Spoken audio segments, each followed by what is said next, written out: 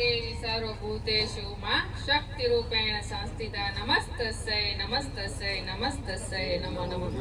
आया उपस्थित તમામ શક્તિઓને અને તમામ ભાઈઓના શરણોમાં દક્ષા આહિરના પ્રણામ।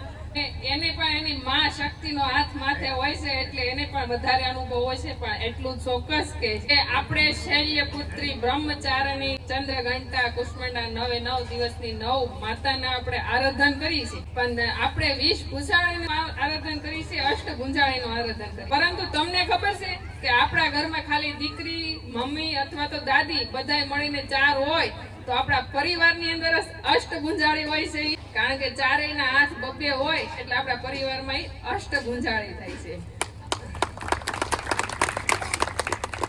અને શૈલ્યપુત્રી એટલે કે જન્મ દેનારી દીકરીથી લઈ અને 10 વર્ષની દીકરી એ આપણા ઘરમાં શૈલ્યપુત્રી છે। ત્યાર પછી બ્રહ્મચારિણી જે 11 વર્ષની દીકરીથી લઈ અને 20 વર્ષની દીકરી છે ને એ આપણી બ્રહ્મચારિણી છે। અને ત્યાર પછી ચંદ્રઘંટા કે જે 21 વર્ષથી લઈને 30 વર્ષની દીકરી છે ને એ ચંદ્રઘંટા છે। એટલે જે જગદંબાઓને 9 દિવસ આરાધન કરી છે ને એ શક્તિ આપણા ઘરમાં વસે છે।